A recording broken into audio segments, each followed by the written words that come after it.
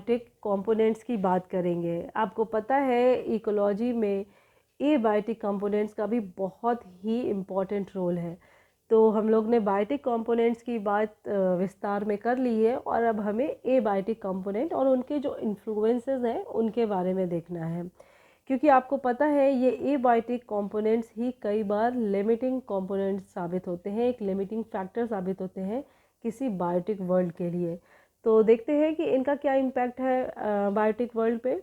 तो सबसे पहले अगर हम बात करें कि एबायोटिक कंपोनेंट्स में आते क्या क्या हैं, तो क्लाइमेटिक, एडेफिक और टोपोग्राफिक में हम इसे डिवाइड कर सकते हैं। क्लाइमेटिक की बात करें तो यहाँ पर rainfall, wind, light, temperature, air etcetera है। जबकि एडेफिक फैक्टर में soil, organic compounds and minerals आएंगे। यहीं पर टोपोग्राफिक की बात करें तो इसमें एल्टीट्यूड, स्टेपनेस, डायरेक्शन ऑफ स्लोप, ये सब भी मैटर कर रहा है। हालांकि ये तीनों ही आपस में एक दूसरे को इफ़ेक्ट करते हैं। कह सकते हैं कि इनका मिला जुला प्रभाव हमें दिखाई देता है बायोटिक वर्ल्ड में। तो सबसे पहले हम लोग जैसे क्लाइमेटिक में लाइट को देख सकते हैं कि लाइट का क्या इम्पैक्ट हो सकता है। शॉर्ट पे लेंगे हम तो लाइट का इफ़ेक्ट सबसे पहले अगर हम प्लांट्स की बात कर रहे हैं तो फोटोसिंथेसिस तो बट नेचुरल है, क्योंकि फोटोसिंथेसिस तो लाइट के बिना होगा ही नहीं। और आपको पता है कि फोटोसिंथेसिस के लिए स्पेक्ट्रम में बेस्ट वेवलेंथ क्या है, ब्लू, ऑरेंज और रेड। इसमें फोटोसिंथेसिस ज़्यादातर होगा। इसी तरह लाइट जो है ये सिर्फ फोटोसिंथेसिस में नहीं, लेकिन प्लांट के स्टोमेटा को क्लोज और ओपन होने में भी हेल्प करती है। तो हम कह सकते हैं कि ऑक्सीजन एक्सचेंज में भी यहाँ पर ये हेल्प कर रही है लाइट, और इसी से ट्रांसपिरेशन भी हो रहा है। तो रेट ऑफ ट्रांसपिरेशन भी चेक हो सकता है लाइट के द्वारा। लाइट यहाँ पर मतलब सोलर लाइट से है, यानी कि सनलाइट। उसके बाद हम बात करें तो प्लांट मूवमेंट के बारे में भी हमें पता है। सूरज की रोशनी के साथ प्लांट मूव करते हैं। येलो और ग्रीन कलर जो है यहाँ पर स्पेक्ट्रम में ये बहुत ही हेल्पफुल है, क्योंकि ये फोटोटैक्टिक और फोटोट्रॉपिस्ट मूवमेंट के लिए को अट्रैक्ट करता है। फोटोटैक्टिक मूवमेंट जहाँ पर होल बॉडी मूव करती है ऑर्गेनिज्म की, और फोटोट्रॉपिज्म जहाँ पर सिर्फ कुछ पार्ट्स जो हैं वो लाइट की तरफ अट्रैक्ट होके उसी ओर बढ़ने लगते हैं, है ना। तो photosynthesis, transpiration, movement of plant, ये सब तो है ही लाइट के कंट्रोल में। इसके अलावा रिप्रोडक्शन, जर्मिनेशन। रिप्रोडक्शन आपको पता है कि फ्लावरिंग जो है वो एक सर्टेन लाइट कंडीशंस में होती है। इसी वजह से हम लोग अलग अलग फोटो पीरियड के हिसाब से प्लांट्स को short day plants, long day plants या फिर डे न्यूट्रल प्लांट्स में डिवाइड करते हैं फॉर बेटर स्टडी। और जर्मिनेशन की बात करें तो रेड लाइट बहुत ही इफ़ेक्टिव है जर्मिनेशन के लिए। और कई बार लाइट जो है वो जोग्राफिकल डिस्ट्रीब्यूशन ऑफ वेजिटेशन या डिफरेंट स्पीसीज़, अगर हम एनिमल वर्ल्ड में भी बात करें तो उसके लिए भी इम्पॉर्टेंट होती है। कई बार ये बहुत डिसाइडिंग कैरेक्टर बन जाती है। लेकिन आपको पता है कि प्रेजेंस ऑफ लाइट या सोलर लाइट ये एक प्रोसेस है जो रिदम में चलता रहता है, यानी कि 12 आवर्स की हम लोग को मोस्टली लाइट मिलती है, फिर 12 आवर्स की डार्कनेस। तो यही सर्केडियन रिदम का भी कारण है। इसी से सभी प्लांट्स और एनिमल्स इसके साथ सिंक्रोनाइज हो जाते हैं, जिसको हम लोग ऑलरेडी बायोलॉजिकल क्लॉक में पढ़ चुके हैं अभी पहले लेक्चर में। तो इसी को सर्केडियन रिदम भी कहा जाता है। इसका मतलब कि daily responses of an organism to light conditions. कुछ प्लांट्स तो आपको पता ही है कि जैसे कि सनफ्लावर हो गया, वो सूरज के साथ साथ मूव करता है, यानी जैसे सूरज ईस्ट टू वेस्ट मूव करता है वैसे ही फ्लावर का फेस भी जो है वो सूरज को देखते हुए ईस्ट टू वेस्ट मूव करता है। ऐसे प्लांट्स को जो सूरज को देख के ही खिलते हैं और सूरज के जाते ही बंद हो जाते हैं, उनको हम लोग फोटोफिलस फ्लावर या फोटोफिलस प्लांट भी कहते हैं। फोटोफिलस मतलब लाइट को लव करने वाले, और स्कायोफिलस इनके ऑपोजिट, यानी जो छाया को पसंद करते हैं। इनको हम हेलियोफोबस भी कह सकते हैं, क्योंकि ये लाइट से डर रहे हैं। जैसे टैक्सेस, एबीस, ये सब हाई एल्टीट्यूड के प्लांट्स हैं। इसी तरह हम लोग टेम्परेचर का इफ़ेक्ट देख सकते हैं कि टेम्परेचर कैसे कैसे इफ़ेक्ट करता है। तो टेम्परेचर ना सिर्फ ऑर्गेनिज्म को इफ़ेक्ट करता है, बल्कि विंड की वेलोसिटी को इफ़ेक्ट कर सकता है। और आपको पता है फिर लेटर ऑन विंड जो है वो कैसे कंट्रोल करेगा, अभी इसको भी डिस्कस करते हैं। टेम्परेचर इवेपोरेशन के प्रोसेस को गवर्न करता है, जिससे रेनफॉल कंडेंसेशन ये सब प्रोसेस भी रिलेटेड है। तो हम कह सकते हैं कि टेम्परेचर का डायरेक्ट इफ़ेक्ट रेनफॉल पे हो सकता है। टेम्परेचर का इफ़ेक्ट हमें सॉइल के फॉर्मेशन में भी दिखाई दे सकता है, और आपको पता है कि किसी ऑर्गेनिज्म की ग्रोथ में तो इसका इफ़ेक्ट होता ही है, क्योंकि प्लांट की अगर हम बात करें तो जर्मिनेशन, उसकी मॉर्फोलॉजी, बायोकेमिस्ट्री और प्लांट्स का डिस्ट्रीब्यूशन इन टेम्परेचर के हिसाब से ही होता है। यहाँ तक कि फ्लावरिंग भी टेम्परेचर से ट्रिगर होती है। जैसे कुछ प्लांट्स आपको पता है कि वो लो टेम्परेचर पे ही फ्लावर करते हैं, मोस्टली इसीलिए आपने देखा है कि स्प्रिंग के सीज़न में ज़्यादातर फ्लावर ब्लूम करते हैं। तो हम कह सकते हैं कि टेम्परेचर की बेसिस पे हम वेजिटेशन को क्लासिफाइड कर सकते हैं एज अ मेगाथर्म, मीजोथर्म्स, माइक्रोथर्म्स, हेकिस्टोथर्म्स। मेगाथर्म्स जो कॉन्स्टेंटली हाई टेम्परेचर को बेयर करते हैं, जैसे tropical wet and tropical dry deciduous forest में रहने वाले मेंबर्स। मीजोथर्म्स ये विंटर मंथ्स भी इनको मिलते हैं, कुछ विंटर मंथ्स, जैसे जिस एनवायरनमेंट में हम लोग रह रहे हैं यानी नदर इंडिया में मोस्टली मीजोथर्म्स आपको देखने मिलेंगे मिडिल नदर्न रीजन में, सेंट्रल नदर्न रीजन में, क्योंकि जैसे जैसे हम हिमालय की तरफ बढ़ेंगे तो वहाँ पर हाई एल्टीट्यूड्स आ जाएगा और वहाँ पर कोल्डर रीजन हमें मिलना शुरू हो जाएंगे। तो मीजोथर्म्स को कुछ विंटर के सीजन्स मिलेंगे और कुछ समर के सीजन्स मिलेंगे। तो ये ऐसे कौन से प्लांट हो सकते हैं, ट्रॉपिकल, सब ट्रॉपिकल, डेसिडुअस फॉरेस्ट, ये सब इसमें आ सकते हैं। माइक्रोथर्म्स की बात करें तो इनको मच लोअर टेम्परेचर की ज़रूरत है, जैसे कोनिफर्स हैं और भी एवरग्रीन प्लांट हैं, ये इनको लो टेम्परेचर चाहिए होता है, जैसा आप हिली स्टेशंस पर जब जाते हैं तो प्लांट्स को देखते हैं। हेकिस्टोथर्म की बात करें तो इनको बिल्कुल ही टेम्परेट जोन चाहिए, यानी कि ऑलमोस्ट स्नो इनके आसपास गिरी होनी चाहिए। तो आर्कटिक और अल्पाइन जोन जो है वो ऐसे प्लांट वहाँ पर टेम्परेट जोन में रहते। विंड का इन्फ्लुएंस हम देख सकते हैं ट्रांसपिरेशन पर, dispersal of seed and pollen grains पर, और हाइट ऑफ प्लांट, ये भी विंड की स्पीड से डिसाइड होता है, क्योंकि आपको पता है बहुत ज़्यादा तेज़ हवाओं में प्लांट्स का खड़े रहना ही मुश्किल हो जाता है। तो वहाँ पर प्लांट ज़्यादा हाइट के नहीं हो सकते जहाँ पर विंड बहुत ज़्यादा तेज़ चल रही हो, है ना, ज़्यादा तेज़ हवा है, तो वहाँ पर प्लांट बहुत ज़्यादा अच्छे से सर्वाइव नहीं कर पाएंगे। तेज़ हवाएं जो है वो सीड्स को दूर तक डिस्पर्स कर सकती हैं, लेकिन अगर हवा बिल्कुल ना चले तो सीड दूर तक डिस्पर्स नहीं हो पाएंगे, जिससे सीड्स एक ही जगह पर रह जाएंगे और फिर उनकी ग्रोथ में कंपटीशन बढ़ जाएगा। इसी तरह हम वाटर की बात अगर करें तो वाटर भी बहुत ही इम्पॉर्टेंट कैरेक्टर है। ये भी ऑर्गेनिजम्स को अलग अलग तरीके से इम्पैक्ट कर रहा है, क्योंकि आपको पता है प्रेजेंस ऑफ वाटर भी बहुत ज़रूरी है, क्योंकि एब्सेंस ऑफ वाटर में तो वैसे भी कुछ नहीं हो पाएगा। तो वाटर के बेसिस पे हम प्लांट्स को डिवाइड कर सकते हैं, hydrophytes, mesophytes, xerophytes and halophytes. Hydrophytes जो कम्प्लीटली पानी में वाटर बॉडीज़ में रहते हैं।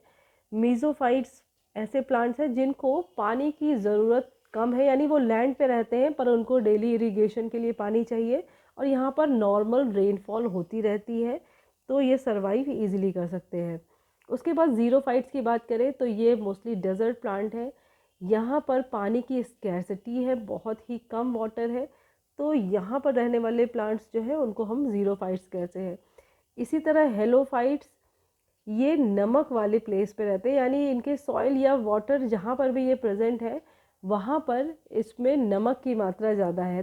तो हेलोफाइट्स हमें मोस्टली कहाँ देखने को मिलते हैं, डेल्टा रीजन, समुद्र के किनारे देखा होगा कि बड़े बड़े प्लांट लगे हुए हैं जिनमें ढेर सारी रूट्स आपको दिखाई देती हैं जो एक टेंट की तरह स्ट्रक्चर क्रिएट करती हैं। ये इनको हेल्प करती हैं हेलोफाइट्स को सरवाइव करने के लिए, इनके अंदर निमेटोफोर्स होते हैं सांस लेने के लिए, तो इस तरह के एडेप्टेशन शो करती हैं। अच्छा, वाटर से रिलेटेड एडेप्टेशन पे ऑलरेडी मैंने एक वीडियो आपको पोस्ट किया हुआ है, तो मैं आपको वहाँ लिंक दे रही हूँ, आप इसको एक बार ज़रूर देख लें, तो आपको हाइड्रोफाइट्स और हेलोफाइट्स के कैरेक्टर्स के बारे में पता चल जाएगा। अगर आपको ज़ीरोफाइट्स और मीजोफाइट के कैरेक्टर्स के बारे में भी जानना है तो प्लीज़ मुझे कमेंट में बताइए। हम लोग यहाँ वाटर की बात कर रहे हैं, तो वाटर और लाइट का जो इंटरेक्शन है इसकी भी बात कर सकते हैं। तो depending upon penetration of light, ocean या वाटर बॉडीज़ को 3 भागों में हम डिवाइड कर सकते हैं, यूफोटिक जोन, डिसफोटिक जोन और एफोटिक जोन। यूफोटिक जोन जो है ये कह सकते हैं अपर लेयर ऑफ वाटर है, लगभग 50 मीटर डेप्थ है इसकी। और हमें पता है कि वाटर की 20 मीटर डेप्थ तक red orange rays pass on होती है और 50 मीटर डेप्थ तक येलो लाइट की पहुंच है, जबकि 80 से 100 मीटर वॉयलेट और अल्ट्रा वॉयलेट रेज जा सकती हैं।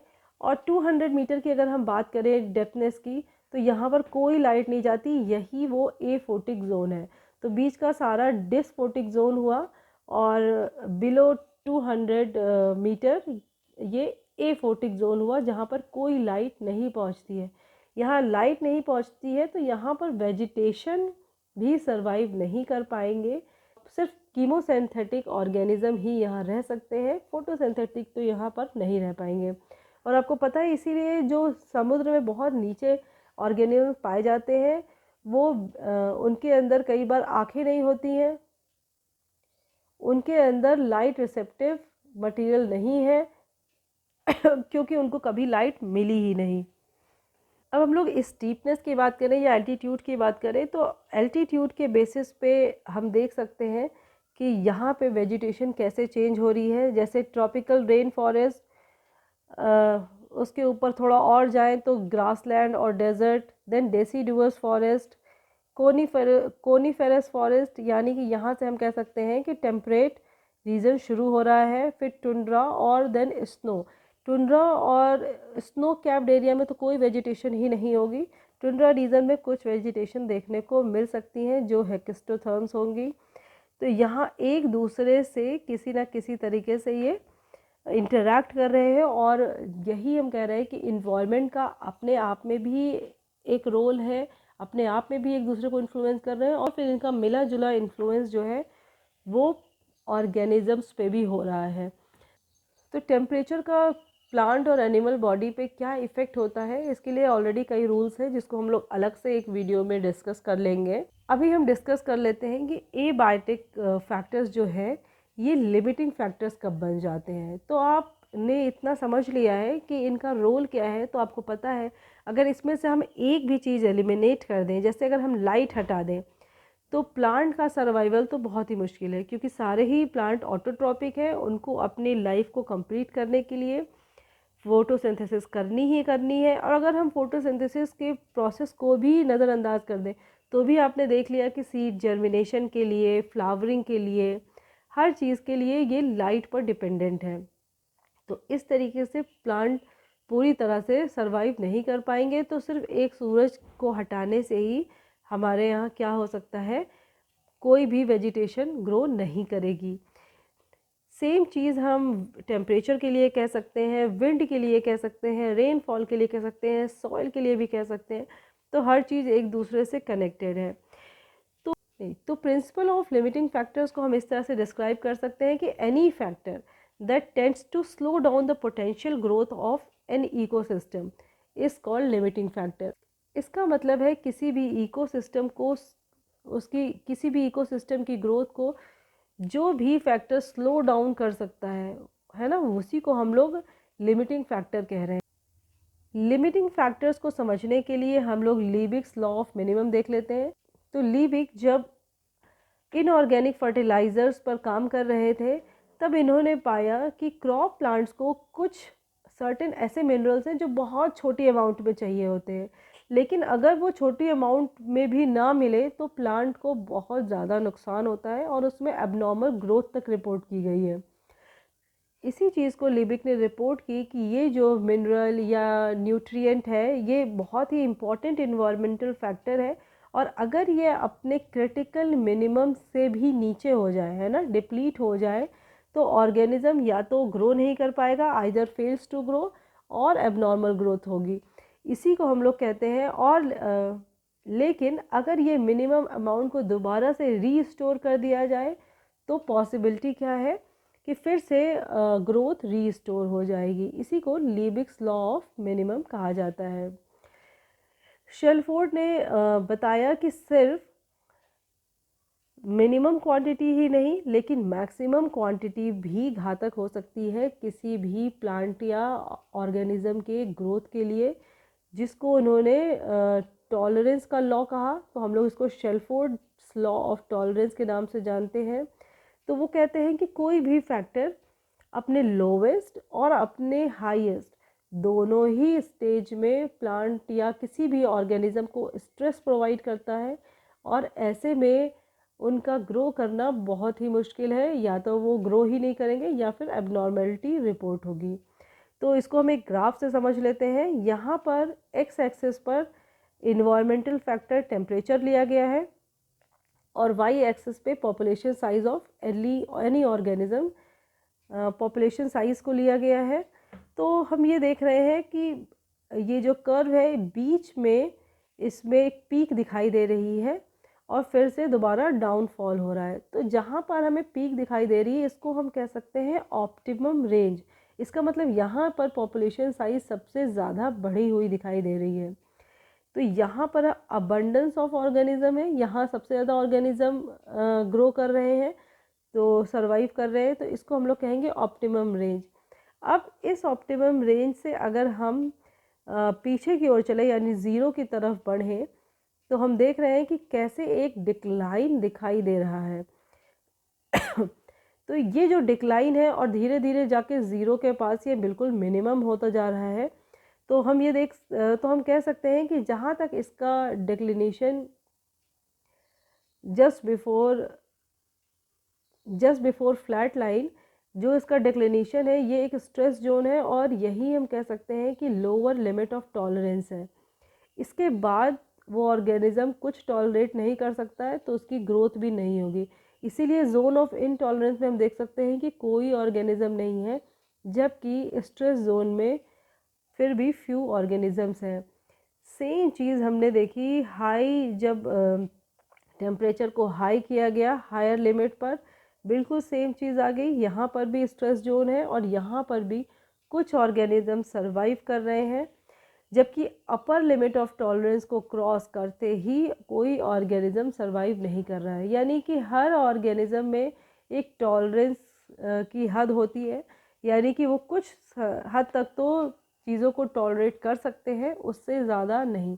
तो टॉलरेट करने के लिए अपने आप को उस एनवायरनमेंट के साथ अडेप्ट करते चलते हैं धीरे धीरे, लेकिन बहुत ज़्यादा अडेप्टेशन भी अलाउ नहीं है, तो इसीलिए फिर वहाँ पर वो ग्रो नहीं कर सकते हैं या सर्वाइव नहीं कर सकते हैं।